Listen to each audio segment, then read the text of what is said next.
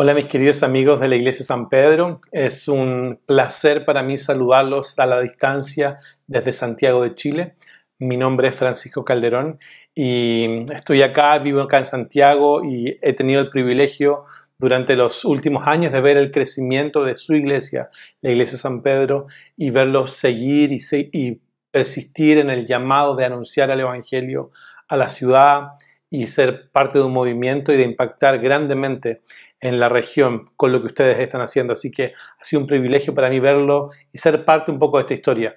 También yo participo y soy parte del equipo de City to City América Latina y he podido ver a la mano de Dios en nuestro ministerio, pero también reflejada en lo que ustedes hacen. Así que gracias por la posibilidad de poder estar juntos el día de hoy. Gracias por ese privilegio que me dan. Y es una de las particularidades que tiene este tiempo de pandemia, que podemos estar a miles de kilómetros de distancia, pero aún así abrazarnos en el Evangelio y celebrar que tenemos un buen Padre que nos ama y que nos muestra en su palabra, sobre todo en tiempos como este, tiempos complejos, tiempos en los cuales nuestra cabeza y nuestra mente se confunden, una esperanza firme que encontramos en el Evangelio. Así que gracias por este privilegio y por la oportunidad que me dan de estar con ustedes en esta semana tan especial, que es la Semana Santa, la semana en la cual recordamos la pasión de Cristo, lo que Él hizo por nosotros, y que nos muestra profundamente quién es Él, quién es Dios, quién es Cristo, pero también nos muestra profundamente quiénes somos nosotros. Así que gracias por este privilegio y esperemos que el Señor nos acompañe el día de hoy, en esta noche que estamos reflexionando. Vamos a hablar y reflexionar del pasaje que encontramos en Mateo 26, desde el versículo 14 al 25, y dice lo siguiente.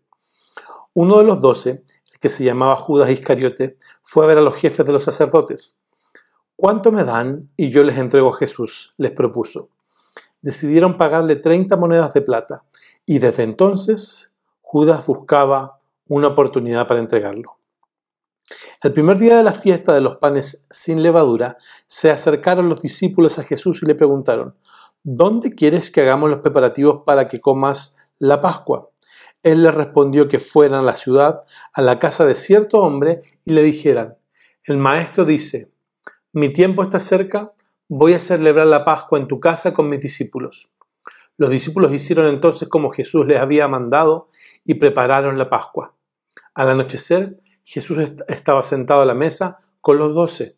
Mientras comían, les dijo, les aseguro que uno de ustedes me va a traicionar.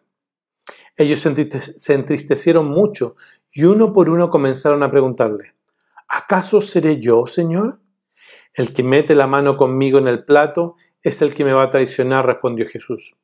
A la verdad, el Hijo del Hombre se irá, tal como está escrito de él, pero ay de aquel que lo traiciona. Más le valdría a ese hombre no haber nacido.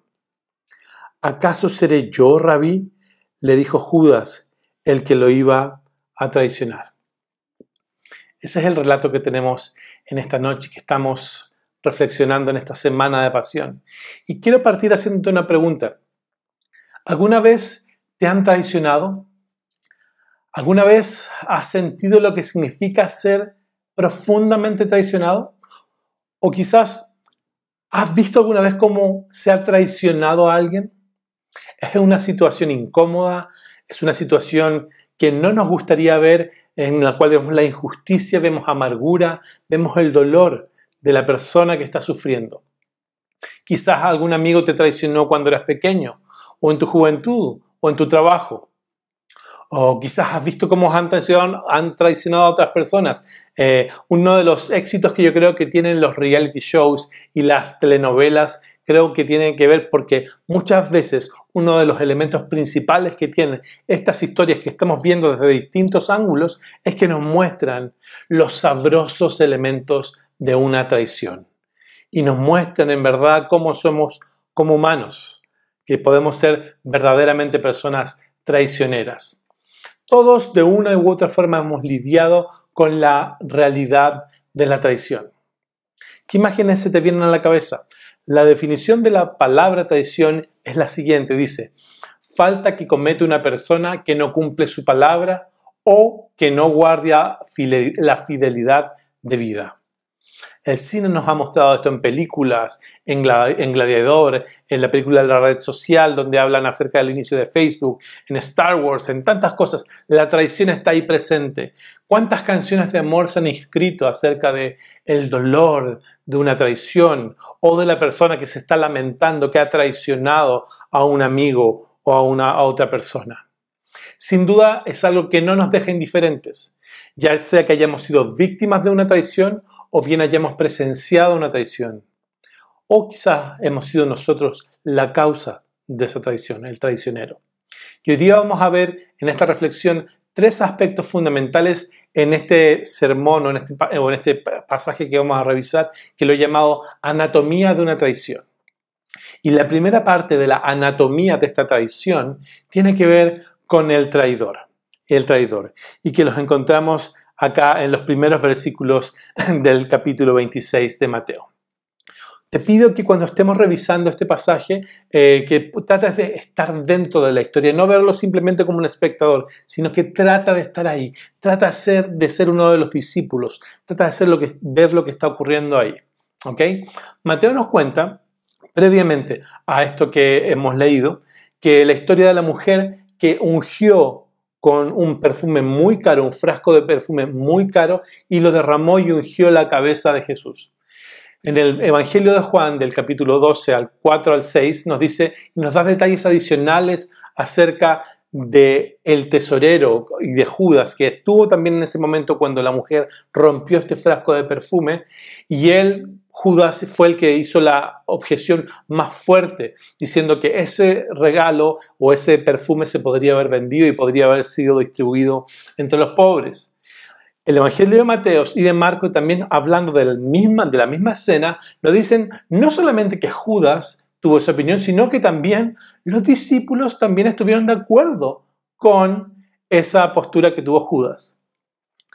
Y en Juan también... el Evangelio de Juan nos dice acerca de Judas en el capítulo 12, versículo 6, dice que estas palabras que salieron de la boca de Judas, dijo esto no porque se interesara por los pobres, sino porque era un ladrón. Y como tenía a su cargo la bolsa del dinero, acostumbraba a robarse lo que echaban en ella.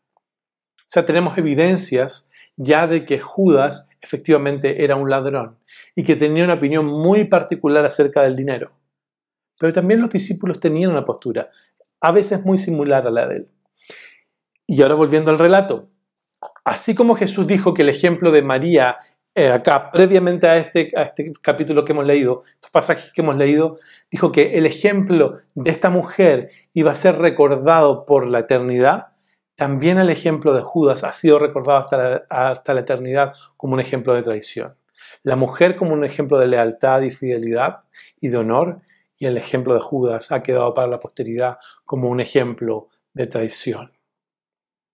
Y las palabras con las cuales parte el versículo 14 es ¿cuánto me dan para que yo les entregue a Jesús? En el versículo 15 dice eso. Naturalmente, los sacerdotes, los que estaban ahí buscando, maquinando para aprender a Jesús y finalmente matarlo, se alegraron cuando escucharon estas palabras. Sabían que esa semana iba a haber mucha gente en la ciudad y que probablemente muchos de estos iban a ser seguidores de Jesús y que iba a ser difícil poder atacar contra él. Pero mira qué oferta maravillosa nos vienen a hacer ahora, que viene uno de su círculo íntimo, uno de sus discípulos, uno de los que camina con él, a ofrecernos, entregárnoslo. Judas va voluntariamente donde los sacerdotes y ofrece entregar a su maestro. ¿Cuánto están dispuestos a darme? Judas era un ladrón, un oportunista, un desleal, un engañoso que hábilmente había entrado al círculo de los discípulos y que con esa habilidad también había estado robando y mostrando efectivamente quién era. Él manejaba la información y tenía el acceso. En su cabeza se quería sacar provecho de Jesús, lo que finalmente más tarde terminaría acabando literalmente con su vida. Y así como estamos revisando este tiempo de la pasión y su vida también de forma paralela a la vida de Cristo, también vamos viendo el desarrollo de las vidas de los discípulos, Cada una de las vidas de los discípulos vemos con sus luces y con sus sombras. Y por no decirlo, también cuando revisamos la historia de la pasión, vemos la historia de Cristo también, solamente con luces, pero también estamos viendo una revisión de nuestra historia. El ladrón está ya presentado en la escena. Él ya ha salido, ya tiene un plan, ya ha sido pagado y ahora él se prepara para salir a escena. Y el segundo punto que quiero como destacar es, hay un escenario que ha sido montado para esto.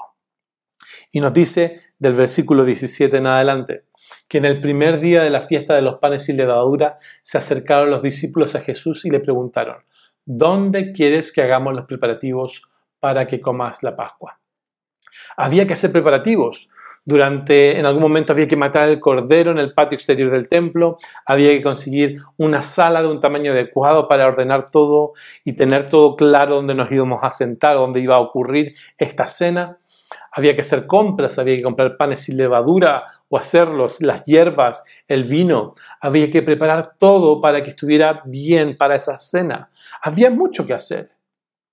Y Jesús les dijo en el versículo 18, les dijo, vayan a la ciudad, a la casa de cierto hombre y díganle. En otra mirada de este mismo evento en el Evangelio de Marcos, recuerda que los evangelios son en muchos casos una fotografía desde distintos ángulos del mismo evento, y en Marcos capítulo 14, versículo 13, hablando de este mismo pasaje, nos cuenta un poco más detalle o más específico de las instrucciones que les fueron dadas a los discípulos. Incluso Lucas, el Evangelio de Lucas, nos da incluso los nombres de los que fueron Pedro y Juan. Y estos dos evangelios también nos dan una descripción más detallada de este cierto hombre que Jesús dijo, vayan a la ciudad, a casa de cierto hombre. Dice, a este hombre lo van a encontrar porque está sacando agua y va a estar con un cántaro de agua. Ordinariamente, esto no hubiese sido algo muy común porque las que usualmente estaban acostumbradas a hacer esta labor eran mujeres. Por eso, encontrar un hombre con un cántaro de agua probablemente hubiese sido algo que se destacaría y fue un poco más fácil para los discípulos encontrarlo. Así que no tuvieron dificultades para identificarlo en medio de la multitud que seguramente estaba ahí sacando agua. Jesús ordena a sus discípulos que sigan a este hombre hasta que entre en casa para finalmente darle el mensaje del Señor. Y el mensaje es el siguiente. Dice, el maestro dice, mi tiempo está cerca, voy a celebrar la Pascua en tu casa con mis discípulos. Y esa es una norma en Israel. A nosotros nos parece un poco extraño, nos parece, oye, qué desfachatez abordar a alguien que tú no conoces y decirle, oye, esta tarde vamos a ir a comer a tu casa. Nos parece algo muy extraño. Pero en ese tiempo era la norma en Israel. Si alguien tenía espacio disponible, debía cederlo sin costo a cualquier familia o grupo que quisiera hacer un uso sagrado de ese lugar. Y como era la fiesta, el hombre tenía que cederlo. Probablemente, acá ya es una elucubración, son ideas, probablemente el dueño de la casa también puede haber sido uno de los seguidores de Cristo y en consecuencia estaría muy feliz de abrir su casa o el lugar para que el maestro y sus discípulos tuvieran la cena. La detallada predicción de Jesús se cumplió literalmente. Varias veces nos encontramos en la Biblia que Jesús muestra una característica que es propiamente porque Él es Dios, que es esta capacidad de ver las cosas y decir, vayan a este lugar y díganle a esta persona esto y esto va a ocurrir. Y así ha ocurrido muchas veces antes y esta vez ocurre nuevamente. Él muestra su omnisciencia y ahí está reflejándola. Vayan y hablen con esta persona y díganle que yo voy a ir. Y así ocurrió. Así ocurrió. La predicción exacta y su preciso cumplimiento nos hace recordar que Él es Dios, sigue siendo Dios. Y ese es el escenario. Los discípulos y Jesús ahora están preparándose, ya está todo listo para la cena, para celebrar la cena en la cual recordamos la liberación del pueblo de Israel de Egipto. Y ahí van a estar un tiempo fundamental y crucial en la vida de los judíos y van a estarlo celebrando en ese lugar. Ese era el escenario donde iba a estar Jesús con su círculo más íntimo, con sus discípulos. Y ahí están. Pero en medio de ese escenario está el traidor. Y ahora viene como un tercer acto de este relato, el descubrimiento, y se muestra qué es lo que ocurre. Según el Evangelio de Juan 13, del 1 al 20, Jesús ya ha lavado los pies de los discípulos en esta cena y les da una lección de humildad. Después los deja sorprendidos con lo que va a decir. Y literalmente es como si hubiese caído un rayo del cielo en medio de esta cena que están ahí recordando lo que Dios había hecho antiguamente en sus antepasados. Jesús dice, uno de ustedes me va a traicionar. Fue como un golpe que los dejó atónitos. ¿Qué? ¿Quiere decir el maestro realmente que uno de nosotros va a entregarlo a las autoridades para que finalmente lo trataran como se les antojara? Esto es ridículo, es increíble. Fíjate en el versículo 28 lo que dice, 22. Dice, ellos se entristecieron mucho y uno por uno comenzaron a preguntarle, ¿acaso seré yo?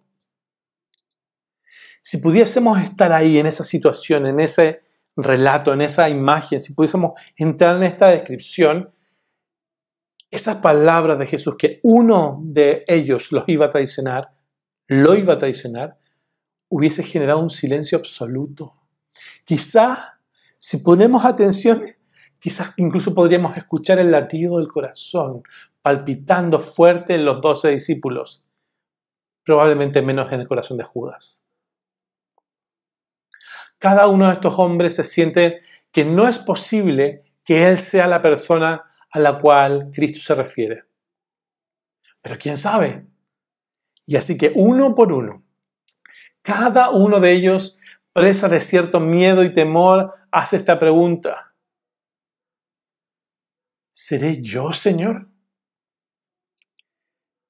Y en el versículo 23, Jesús da más luz y dice, el que mete la mano conmigo en el plato es el que me va a traicionar. El que mete la mano conmigo en el plato es el que me va a traicionar. ¿No estaban acaso todos los discípulos ahí comiendo juntos y estaban tal vez todos mezclando la comida en este tazón hecho con este caldo, con frutas molidas que estaban comiendo? ¿No estaban todos ahí? Seguramente Judas no era el único hombre que estaba haciendo esto. De modo, ¿qué es lo que está haciendo Jesús al hacer esto? Está enfatizando el carácter vil y despreciable de la acción del traidor. Está diciendo, piensen esto. Mi traidor, el que me va a traicionar, es un hombre que está compartiendo mi comida. Jesús, que era el anfitrión de la cena, que les está dando la comida, el traidor está comiendo mi comida. Poniendo un punto ahí. Ya el hecho, si nos ponemos a pensar un poco, el hecho de que Jesús haya dicho esta frase, uno de ustedes me va a traicionar, podría haber hecho que Judas hubiese cambiado su disposición y hubiese querido decir, ¿sabes qué? Soy yo, acá están las monedas, vamos para otro lugar. Pero no. Fíjate en la profunda traición de Judas, que él continuó. A pesar de que Jesús no lo delató de inmediato, la traición seguía adelante. Fíjate en el sufrimiento de Cristo. De un modo traicionero y humillante, el Señor Todopoderoso está siendo entregado en este momento por sus enemigos y el traidor está mostrando quién es. Jesús está viviendo el proceso de ser entregado. Otro aspecto fundamental que muestra también esta característica divina de Cristo es que una vez más Jesús tenía pleno control de la situación. No fue tomado por sorpresa, no es que no sabía exactamente lo que estaba ocurriendo y lo que iba a suceder. Dio una oportunidad para que incluso cada uno de sus discípulos se examinaran y a menudo se pasa este detalle por de largo, pero cada uno de los discípulos se examinó y dijo, ¿seré yo, Señor? ¿Seré yo? Los discípulos aún no podían entender todas estas veces que previamente a la cena, a este momento, Jesús les había dicho que Él iba a morir. Era algo absurdo para ellos, que aún no entendían el propósito y no entendían la misión final de Jesucristo. Pero ahí está Judas. Ahí está Judas con esta carga pesada, esta culpa. Él no solo planificó la traición, sino que se ofreció voluntariamente para entregar a Jesús a sus enemigos, aceptó las 30 monedas de plata y a pesar de las impresionantes advertencias de Cristo, Él continúa adelante. Hasta que finalmente le toca el momento a Judas y hace la pregunta: ¿acaso seré yo, Rabí? Judas tenía las monedas en su poder y estaba pensando: quizás Jesús realmente no lo sabe. Quizás solamente está suponiendo o está haciendo un juego.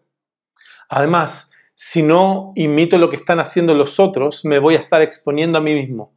Así que mejor hago lo que están haciendo los demás y pregunto. Y Jesús, ante la pregunta de Judas, ¿acaso seré yo, Rabí? Jesús responde: tú lo has dicho. Tú lo has dicho. Judas decidió seguir adelante y en vez de escuchar a Cristo, como dicen los otros evangelios, Judas había preferido escuchar a Satanás, o incluso en Juan nos dice que Satanás se apoderó o fue entregado a Satanás, literalmente, a partir de ese momento para continuar con la traición. Nosotros estamos viendo solamente una parte de la traición de Judas, que era la que tenía que ver con la cena. Pero ahora hagamos algunas aplicaciones para la vida personal, para la vida de la iglesia. Reflexionemos un poco. La traición es una de esas cosas difíciles de olvidar. En algunos casos ustedes han sido estafados por alguien, o hemos sido estafados por alguien en el quien confiábamos, o han sentido el dolor de una traición, de un amigo, de una pareja. Quizás inventaste un negocio, una excelente idea que era tuya, pero finalmente vino tu socio o vino otra persona o vino otra compañía y robó tu idea y finalmente tú fuiste traicionado, te quedaste sin nada. Y estoy seguro que mientras hable en este tiempo y me quede hablando de diferentes ejemplos relacionados con la traición, en alguno de ellos te vas a sentir reflejado y probablemente ahora estás experimentando en cierta forma nuevamente las emociones y sensaciones relacionadas con esa traición, con ese recuerdo.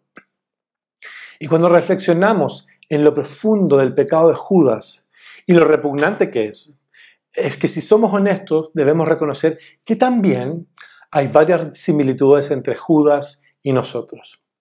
Y sé que lo que estoy diciendo puede sonar profundamente ofensivo para algunos de ustedes. Otros pueden decir que están de acuerdo conmigo, pero ¿sabes qué? Hay varias similitudes entre Judas y nosotros. Sabemos que el Evangelio es una buena noticia, una noticia maravillosa, fundamental para la vida del creyente. Una verdad que da vida y que nos anima y restaura. De verdad es una buena noticia. Pero para que esta sea una buena noticia hay que ponerla en contraposición con una mala noticia. Que no simplemente es que tú o yo somos pecadores, que es cierto, es verdad, somos pecadores, pero sino con algo mucho más profundo y vil. Es que tú y yo hemos tenido las mismas motivaciones y las mismas intenciones en algún momento que tuvo inicialmente Judas. Hemos sido traidores a Dios y también hemos sido engañadores y hemos abandonado en más de alguna ocasión a Jesús. Quizás no lo has hecho de la misma forma como lo hizo Judas, pero de una u otra forma hemos traicionado a Cristo. Porque la raíz del problema es la misma. La raíz del problema está en el corazón y el pecado que está en nosotros. Sería fácil decirles en este tiempo de Pascua: ok, sabes que esta Semana Santa dedícate a tu familia, dedícate a ser buena persona, hagan el bien con todo el mundo, así como Jesús lo hizo con nosotros. Y sería algo muy bueno que ocurriera, pero eso está poniendo como esperanza para tu vida a tu actitud y tu conducta. Y lo que de verdad es buena noticia para nosotros es que de una vez que entendemos profundamente las implicancias de nuestro pecado y de la seriedad que tiene, es que nos damos cuenta que en verdad necesitamos ahora más que nunca a Cristo para que nos rescate de nosotros mismos y de las consecuencias inmediatas del pecado. Pero así como durante toda esta reflexión hemos estado hablando de la traición, la idea es quedarnos con la escena completa. Y esa escena completa es, sí, eres un traidor, yo también soy un traidor, pero no nos quedemos con eso solamente, por favor. Porque justamente en una semana como esta, hace ya más de 2000 años, Cristo sufrió y padeció los tormentos relacionados con la traición para decirnos de una vez y para siempre a personas como tú y como yo, personas que usualmente y constantemente le fallamos, que ahora, gracias al sacrificio en la cruz de Cristo, ya no somos enemigos de Dios, ya no hay deuda que pagar, somos contados como sus hijos, como hijos de Dios, de una vez y para siempre. Hay total y completa redención para quienes son y somos sus hijos. Eso es lo que proclama la Semana de la Pasión, que hay esperanza profunda y que da vida eterna a todo aquel que cree y confía en que Cristo, el Hijo de Dios, ama incluso a traidores como tú y como yo. Gracias al sacrificio de Cristo hemos tenido la posibilidad de ser rescatados y finalmente nuestra deuda de pecado fue pagada. Pero esa deuda no fue pagada por nosotros, sino por Jesús. En cambio, Jesús no fue rescatado, no fue salvado por nadie. Él murió en la cruz por causa del pecado y de la traición de personas como nosotros. Nosotros fuimos salvados y Él fue condenado. Nosotros ahora tenemos vida eterna junto a Él, Padre, gracias a que Jesús no nos traicionó y hizo todo lo necesario para que finalmente sus hijos estuvieran en paz con Dios. Eso es lo que recordamos y atesoramos en este tiempo de Pascua, que gracias al invaluable sacrificio de Cristo, tú y yo hoy podemos tener esperanza y vivir en paz con Dios. Y podemos vivir en paz con Dios a pesar de la traición, a pesar de nuestro pecado, porque el Hijo mismo de Dios vino a morir por nosotros. Y no solamente morir, sino quitar las llaves de la muerte de las manos de Satanás y resucitar al tercer día.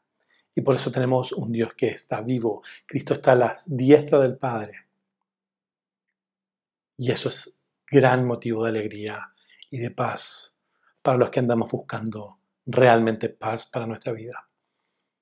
La paz está hecha con Dios gracias a los méritos de nuestro buen Señor Jesucristo, al cual nosotros traicionamos, pero Él no nos traicionó y en vez de eso nos da la vida eterna junto a Él.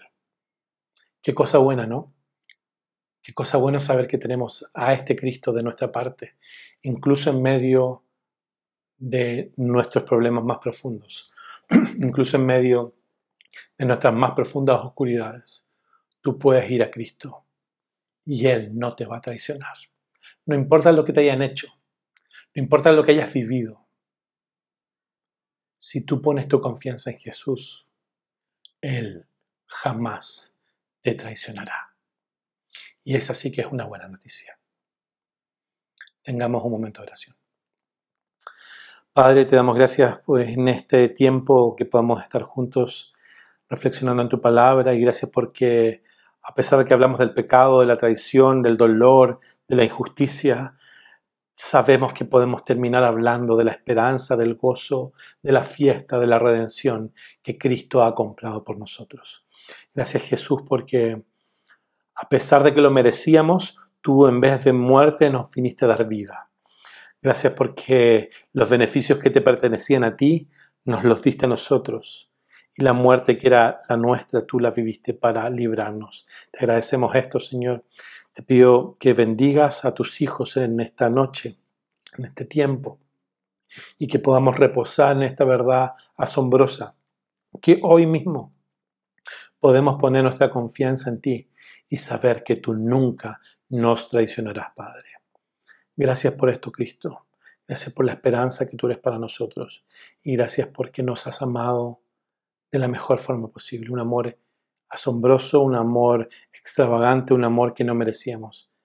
Te lo agradecemos, Señor, por tu bondad con nosotros, por tu cruz, por ser nuestro Salvador.